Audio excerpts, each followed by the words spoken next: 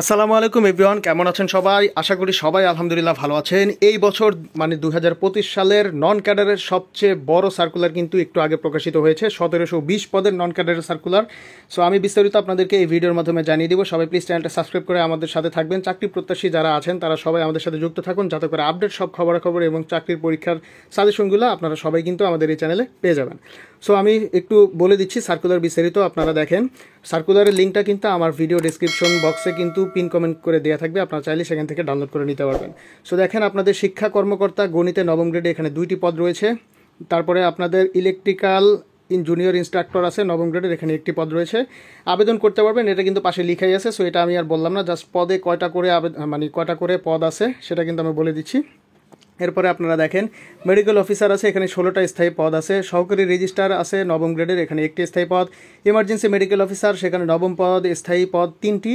তারপরে আপনারা দেখেন এখানে প্রকৌশল, সহকারী প্রকৌশলী নবম গ্রেডের, এখানে 1টি স্থায়ী পদ। সহকারী প্রকৌশলী ইলেকট্রিক্যাল নবম গ্রেডের, এখানে 6টি অস্থায়ী পদ। সহকারী প্রকৌশলী ইলেকট্রনিক্স, এখানে নবম গ্রেডের 6টি অস্থায়ী পদ রয়েছে। এর পরবর্তীতে আমরা যদি দেখি, সহকারী প্রকৌশল এক্স রে নবম গ্রেডের 7টি অস্থায়ী পদ রয়েছে। পরিসংখ্যান কর্মকর্তা নবম গ্রেডের 1টি স্থায়ী পদ রয়েছে। জুনিয়র জিএমডিএসএস প্রশিক্ষক নবম গ্রেডের, এখানে 4টি অস্থায়ী পদ রয়েছে। শিক্ষা কর্মকর্তা গণিত নবম গ্রেডের, এটাও 4টি অস্থায়ী পদ রয়েছে এখানে। এরপরে যদি আমরা দেখি শিক্ষা কর্মকর্তা ইংরেজি, সেখানে গ্রেড হচ্ছে 9, 4টি অস্থায়ী পদ রয়েছে। শিক্ষা কর্মকর্তা মানবিক গ্রেড 9, সেখানেও 4টি অস্থায়ী পদ রয়েছে। তারপরে আমরা চলে আসি সহকারী প্রকৌশল নবম গ্রেডের, এখানে 1টি স্থায়ী পদ রয়েছে। তারপরে রিসার্চ অফিসার নবম গ্রেডের, এখানে 5টি স্থায়ী পদ রয়েছে। এরপরে দেখেন বিদ্যুৎ পরিদর্শক নবম গ্রেডের 6টি স্থায়ী পদ রয়েছে। এরপরে আমরা চলে আসি সহকারী প্রকৌশল তড়িৎ নবম গ্রেডের, এখানে 1টি অস্থায়ী পদ রয়েছে। সহকারী প্রকৌশলী পুরুষ, এখানে দেখেন নবম গ্রেডের 15টি স্থায়ী পদ রয়েছে। এখানে কিন্তু বলতে কি পুরুষ বুঝিয়েছে কিনা এটা আমি একটু দেখি। এখানে আপনাদের বলা হয়েছে সমাজ কল্যাণ মন্ত্রণালয়ের অনন্য দ্বিতীয় শ্রেণী। আচ্ছা, পুরোটা মনে হয় সহকারী প্রকৌশলী পুরুষ না, আসলে এটা হয়তো বা কোনো শর্ট কোড দিয়েছে। সো এখানে 15টা আপনাদের স্থায়ী পদ রয়েছে। এরপরে সহকারী স্থপতি নবম গ্রেডের 2টি পদ রয়েছে, এখানে 1টা স্থায়ী, 1টা অস্থায়ী। সহকারী রেজিস্ট্রার নবম গ্রেডের, এখানে সংখ্যা 59টি স্থায়ী পদ রয়েছে, আপনারা দেখতেই পাচ্ছেন এখানে। এরপরে আমরা যদি চলে আসি, তারা দেখেন মেডিকেল অফিসার নবম গ্রেডের, এখানে 204টি স্থায়ী পদ রয়েছে মেডিকেল অফিসার। তারপরে এখানে নবম গ্রেডের দেখেন আরেকটা আছে, যেখানে আয়ুর্বেদিক হোমিও, সেখানে 3টি স্থায়ী পদ রয়েছে। ডেন্টাল সার্জন নবম গ্রেডের, সেখানে সংখ্যা হচ্ছে 6টা স্থায়ী পদ রয়েছে। পরবর্তীতে চলে যায় ক্লিনিক্যাল সাইকোলজিস্ট নবম গ্রেডের, সংখ্যা এখানে 2টি স্থায়ী পদ রয়েছে। এরপরে দেখেন আপনারা পেডি সাইক্রিয়াট্রিক নবম গ্রেডের, সেখানে 3টি স্থায়ী পদ রয়েছে। এরপরে দেখেন অ্যানেস্থেসিওলজিস্ট, সেখানে নবম গ্রেডের, সংখ্যা 8টি স্থায়ী পদ রয়েছে। পরবর্তীতে আমরা চলে আসি ক্লিনিক্যাল প্যাথোলজি, সেখানে নবম গ্রেডের 8টা স্থায়ী পদ রয়েছে। বায়োকেমিস্ট, সেখানে নবম গ্রেডের 3টি স্থায়ী পদ রয়েছে। বায়োমেডিক্যাল ইঞ্জিনিয়ারিং, সেখানে নবম গ্রেডের 1টি স্থায়ী পদ রয়েছে। সহকারী প্রকৌশলী ইলেকট্রিক্যাল, সেখানে নবম গ্রেডের 1টি স্থায়ী পদ রয়েছে। সহকারী পরিচালক প্রশাসন, সেখানে নবম গ্রেডের 1টি স্থায়ী পদ রয়েছে। এরপরে আসেন, দেখেন প্রোগ্রামার নবম গ্রেডের 2টি অস্থায়ী পদ রয়েছে। আইন উপদেষ্টা নবম গ্রেড 1টি স্থায়ী পদ রয়েছে। ইঞ্জিনিয়ারিং মেকানিক উপসহকারী প্রকৌশল দশম গ্রেডের 1টি স্থায়ী পদ রয়েছে। প্রদর্শক গ্রেড দশম 4টি অস্থায়ী পদ রয়েছে। উপসহকারী প্রকৌশল যান্ত্রিক দশম গ্রেডের, সেখানে 4টি অস্থায়ী পদ রয়েছে। তারপরে আমরা চলে আসি ঊর্ধ্বতন হিসাবরক্ষক দশম গ্রেডের, সেখানে 2টি স্থায়ী পদ রয়েছে। তারপরে দেখেন এখানে ডোমেনেস্ট্রেটর সিভিল ইঞ্জিনিয়ারিং দশম গ্রেডের 1টি স্থায়ী পদ রয়েছে। এরপরে দেখেন এস্টিমেটর তড়িৎ দশম গ্রেডের, এখানে 4টি অস্থায়ী পদ রয়েছে। তারপরে চলে আসি আমরা এস্টিমেটর, সেখানে দেখেন দশম গ্রেডের 11টি পদ রয়েছে, 10টা হচ্ছে স্থায়ী আর আপনাদের একটা হচ্ছে অস্থায়ী পদের। নার্সে আছে দশম গ্রেডের 2টি অস্থায়ী পদ। এরপরে আসেন পরিদর্শক দশম গ্রেডের, সেখানে 36টি স্থায়ী পদ রয়েছে, আপনারা দেখতেই পাচ্ছেন। তারপরে সিনিয়র হারবেনিয়াম টেকনিশিয়ান দশম গ্রেডের, সেখানে 1টি স্থায়ী পদ রয়েছে। উপসহকারী প্রকৌশল সিভিল দশম গ্রেডের, সেখানে 130টি স্থায়ী এবং অস্থায়ী 2টা ভিত্তিতে কিন্তু পদ রয়েছে, এবং এই যে পদ সংখ্যা এটা কিন্তু বৃদ্ধি পেতে পারে, এখানে বলাই আছে, দেখতেই পাচ্ছেন আপনারা। পরবর্তীতে আমরা চলে আসি উপসহকারী তড়িৎ দশম গ্রেডের 11টি অস্থায়ী পদ রয়েছে। উপসহকারী প্রকৌশলী এখানে দশম গ্রেডের 64টি স্থায়ী পদ রয়েছে। প্রোটোকল অফিসার দশম গ্রেডের 1টি অস্থায়ী পদ রয়েছে। উপসহকারী প্রকৌশল পুরুষ দশম গ্রেডের 80টি অস্থায়ী পদ রয়েছে। এরপরে আমরা চলে আসি সিনিয়র স্টাফ নার্স, সেখানে দশম গ্রেডের আপনাদের 842টি পদ রয়েছে। ওটি নার্স দশম গ্রেডের 63টি স্থায়ী পদ রয়েছে। সমাজ কল্যাণ অফিসার 10ম গ্রেডের একটি পদ রয়েছে। এরপরে চলে আসি পাবলিক রিলেশন অফিসার, সেখানে 10ম গ্রেডের একটি স্থায়ী পদ রয়েছে। প্রশাসনিক কর্মকর্তা 10ম গ্রেডের 8টি স্থায়ী অস্থায়ী ভিত্তিতে রয়েছে এবং এই পোস্টের যে পদসংখ্যা সেটা কিন্তু বৃদ্ধি হতে পারে এরকম বলা আছে। ব্যক্তিগত কর্মকর্তা 10ম গ্রেডের 2টি স্থায়ী পদ রয়েছে এখানে। আঞ্চলিক রক্ষণাবেক্ষণ কর্মকর্তা এখানে উপসহকারী প্রকৌশলী 10ম গ্রেডের 4টি স্থায়ী পদ রয়েছে। এর পরবর্তীতে দেখেন উপসহকারী প্রকৌশলী সিভিল, সেখানে 39টি স্থায়ী পদ হচ্ছে, তার মধ্যে 24টা অস্থায়ী পদ হচ্ছে 15টা। উপসহকারী প্রকৌশল 10ম গ্রেডের পদ সংখ্যা হচ্ছে 2টি অস্থায়ী পদ। উপসহকারী প্রকৌশল সিভিল এস্টিমেটর 10ম গ্রেডের, সেখানে পদ সংখ্যা হচ্ছে 9টি। ফিজিক্যাল ইন্সট্রাক্টর 10ম গ্রেডের 1টি অস্থায়ী পদ। জ্যেষ্ঠ নকশা অঙ্কনকারী 12তম গ্রেডের 4টি স্থায়ী পদ রয়েছে এখানে। এরপরে দেখেন এই হচ্ছে আপনাদের 1720 যে পদ নন ক্যাডারের, সব কিছুই কিন্তু আমি বলে দিলাম পদ অনুসারে কয়টা করে পোস্ট রয়েছে। এখন আপনারা দেখেন এখানে বলা আছে বিজ্ঞপ্তিতে, আপনাদের এখানে দেখতেই পাচ্ছেন যে বিজ্ঞপ্তি নাম্বার 22 থেকে 52, 54, 55 এগুলো সব হচ্ছে 9ম গ্রেড এবং এখানে টেকনিক্যাল বা প্রফেশনাল যারা আছে তারা। 53 নাম্বার গ্রেডটা হচ্ছে 9ম গ্রেডে, সেখানে শুধুমাত্র নন টেকনিক্যাল যারা তারা আবেদন করতে পারবেন। 56 থেকে 63, 65 থেকে 68, 70 থেকে 74, 77 থেকে 81 10ম গ্রেডের টেকনিক্যাল বা প্রফেশনাল যারা শুধুমাত্র তারাই করতে পারবেন। 64, 69, 75, 76 এখানে নন টেকনিক্যাল। 82 নাম্বার হচ্ছে 12তম গ্রেডের, এটা হচ্ছে টেকনিক্যাল যারা, শুধু তারাই আবেদন করতে পারবেন। দেখতেই পাচ্ছেন শিক্ষাগত যোগ্যতা অনুযায়ী এক বা একাধিক পদে রেজিস্ট্রেশন করা যাবে। আপনি চাইলে একের অধিক পদে আবেদন করতে পারবেন।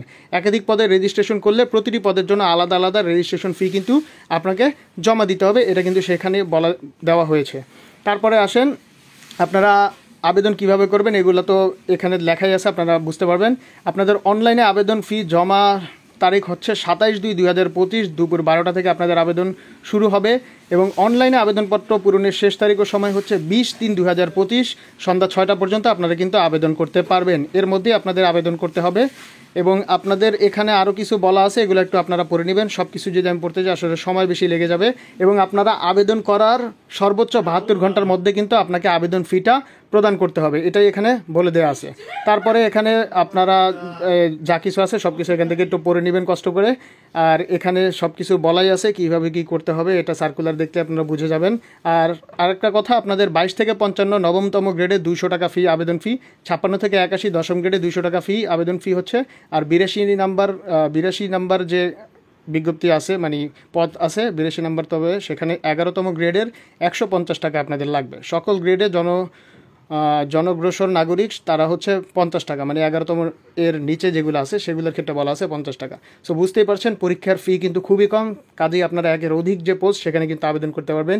এই হচ্ছে সার্কুলার বিস্তারিত এবং সামনে কিন্তু আমরা ইনশাল্লাহ এগুলো সম্পর্কিত যে পোস্ট রিলেটেড আরও কিছু আপডেট তথ্য দিব এবং সাজেশন দিব ইনশাল্লাহ। সো আমাদের সাথে যুক্ত থাকবেন সবাই, আমাদেরটা চ্যানেলটা সাবস্ক্রাইব করে আমাদের সাথেই থাকবেন। এবং মানবন্টনা সম্পর্কে আমি একটু বলে দিই, এটা বলতে ভুলে গেছি। আপনাদের টেকনিক্যাল প্রফেশনাল পদের ক্ষেত্রে পরীক্ষা পদ্ধতি দেখেন 9ম গ্রেডের যেটা আছে তাদের পরীক্ষা হবে বাংলা, ইংরেজি, সাধারণ জ্ঞান, তারপরে হচ্ছে প্রাসঙ্গিক টেকনিক্যাল প্রফেশনাল বিষয়, সেখানে আছে 80 মার্ক, টোটাল 200 মার্কের আপনাদের পরীক্ষা হবে। এবং 5 নম্বর হচ্ছে বাংলা, ইংরেজি, সাধারণ জ্ঞান, প্রতিটি বিষয়ের জন্য পৃথকভাবে 30% করে আপনাকে আলাদা করে পাইতে হবে নাম্বার। সো আপনি একটা সাবজেক্টে বেশি পাইলে কিন্তু হবে না, সবগুলোতে 30%-এর উপরে নাম্বার থাকতে হবে। এবং টেকনিক্যাল বা প্রফেশনাল বিষয়ে 45% এবং আপনার যে বিষয় পঠিত বিষয় সেটার উপরে 45% মার্কস পেতে হবে এবং সামগ্রিকভাবে আপনাকে 50% মার্ক থাকলেই কিন্তু আপনি পাস করবেন। পরীক্ষার সময় 4 ঘন্টা। এখানে কিন্তু বলাই আছে 9ম গ্রেডের টেকনিক্যাল বা প্রফেশনাল পদের ক্ষেত্রে শূন্য পদের প্রার্থীর সংখ্যা এখানে বলাই আছে 1001 থেকে তদূর্ধ্ব, মানে 1000 জনের উপরে যদি বেশি আবেদন করে তাহলে কিন্তু 1001-এর উপরে যদি আবেদন সংখ্যা পড়ে যে কোনো একটা পোস্টে তাহলে কিন্তু এমসিকিউ পরীক্ষা হবে, না হলে রিটেন পরীক্ষা হবে, সেটাই এখানে বুঝাইছে। বাছাই পরীক্ষা এমসিকিউ পরীক্ষার বিষয়ের ক্ষেত্রে হবে, দেখেন এখানে বলেছে ইংরেজিতে 20, বাংলায় 20, সাধারণ জ্ঞানে 20, বাংলাদেশ ও আন্তর্জাতিক বিষয়াবলী, প্রাসঙ্গিক টেকনিক্যাল প্রফেশনাল বিষয়ে 40, সর্বমোট 100 নম্বরের 1 ঘন্টা একটা এমসিকিউ পরীক্ষা হবে, সেটা কিন্তু এখানে বলে দিয়েছে। এরপরে চলে আসি আপনাদের দেখেন এমসিকিউ পরীক্ষার এগুলো এখানে আরও কিছু বলা আছে। 100-এর অধিক সংখ্যক হলে এমসিকিউ পরীক্ষা, এখানে বলাই আছে দেখেন বাছাই এমসিকিউ পরীক্ষার ফলাফল প্রকাশের পূর্ব পর্যন্ত যাচিত শূন্য পদের সংখ্যা 100-এর অধিক সংখ্যক হলে এমসিকিউ পরীক্ষায় অংশগ্রহণকারী পরীক্ষার্থীদের মধ্য থেকে মোট যাচিত শূন্য পদ সংখ্যার 10 গুণ প্রার্থী লিখিত পরীক্ষায় অংশগ্রহণের জন্য বিবেচিত হবে।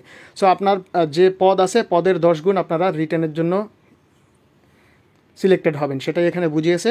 তারপরে আপনারা দেখেন প্রত্যেকটা এমসিকিউ হওয়ার জন্য আপনাদের মানে সঠিক হলে 1 নাম্বার এবং ভুল হলে 0.50, মানে বিসিএস স্টাইল একদম সেম।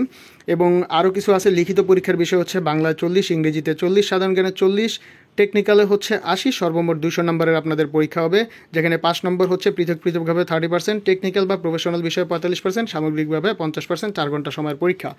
এখানে দেখতে পাচ্ছেন মৌখিক পরীক্ষা হবে নবম গ্রেডের আপনাদের টেকনিক্যাল প্রফেশনাল, সেখানে 100 নম্বরের, 5 নম্বর হচ্ছে 50। এরপরে আমরা যদি চলে আসি, আরও কিছু লিখিত পরীক্ষার মান বন্টন আছে এখানে, আপনারা দেখতেই পাচ্ছেন এই যেগুলো আমি বলেছি এখানে সেগুলোই বলা আছে একই জিনিস, তাই আমি বারবার বললাম না। 10 থেকে 11, 12, 13 যা গ্রেডগুলো আছে সেগুলোর পরীক্ষা বিষয়ে আমি যদি একটু বলি, এমসিকিউ পরীক্ষা বাংলা 20, ইংরেজি 20, সাধারণ জ্ঞান 20 এবং আপনার পঠিত বিষয় হচ্ছে 40, সর্বমোট 100 মার্কের একটা 1 ঘন্টার এমসিকিউ পরীক্ষা হবে। সো এখানে দেখতেই পাচ্ছেন লিখিত পরীক্ষার ক্ষেত্রেও সেম এখানে বলা আছে, দেখতেই পাচ্ছেন আপনারা। সো এগুলো আমি একটু আগে বলে দিয়েছি।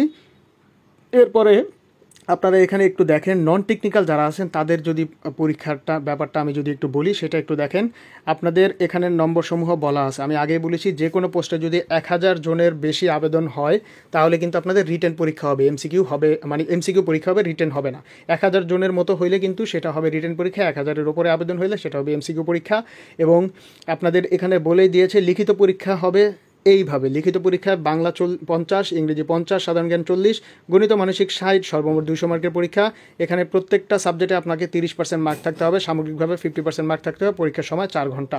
আর যদি আপনাদের 1001 জন হয়ে যায়, আবেদনের প্রার্থী আবেদন সংখ্যা যদি 1001 পার করে ফেলে তাহলে কিন্তু আপনাদের এমসিকিউ পরীক্ষা হবে, সেক্ষেত্রে 1 ঘন্টা পরীক্ষা, তার মধ্যে বাংলায় 25, ইংরেজিতে 25, সাধারণ জ্ঞানে 25, গণিত দৈনন্দিন বিজ্ঞানে 25, সর্বমোট 100 মার্কের একটা পরীক্ষা হবে। এরপরে আপনারা সিলেক্টেড হলে তখন আপনাদের রিটেন পরীক্ষা হবে এবং রিটেনের মার্কস ডিস্ট্রিবিউশনটা হবে বাংলা 50, ইংরেজি 50, সাধারণ জ্ঞান 40, গণিত মানসিক দক্ষতা 60, সর্বমোট 200 মার্কসের। এবং আপনাদের পরীক্ষার সময় কিন্তু 4 ঘন্টা। সো আপনারা দেখতেই পাচ্ছেন এটা কিন্তু যারা নন টেকনিক্যাল তাদের ক্ষেত্রে প্রযোজ্য। সো বিস্তারিত সার্কুলারে আমি কিন্তু সব কিছু বলে দিয়েছি। তারপরে যদি কারো কোনো বিষয় জানার থেকে অবশ্যই আমাকে কিন্তু আপনারা কমেন্ট বক্সে জানাবেন এবং আমাদের যে ফেসবুক পেজ আছে সেটার লিঙ্ক কিন্তু আমি পিন কমেন্ট করে দিব, সেখানে কিন্তু আপনারা চাইলে যুক্ত হতে পারেন, যাতে করে চাকরির পরীক্ষার সকল আপডেট খবর আপনারা সব কিছু সবার আগে পেয়ে যেতে পারেন। এবং লিখিত পরীক্ষার যে সিলেবাস সেটা কিন্তু এখানে দেওয়া আছে, এগুলো আর আমি বিস্তারিত বললাম না, এগুলো আপনারা দেখে নেবেন। আমি কিন্তু আগেই বলছি আপনাদের এই সার্কুলারের যে পিডিএফ লিঙ্ক সেটা কিন্তু আমি দিয়ে দিব আমার ভিডিওর ডেসক্রিপশনে, সেখান থেকে আপনারা চাইলেই কিন্তু সার্কুলারটা ডাউনলোড করে নিতে পারেন। সবাই ভালো থাকবেন, আজকে এ পর্যন্তই, আল্লাহ হাফেজ।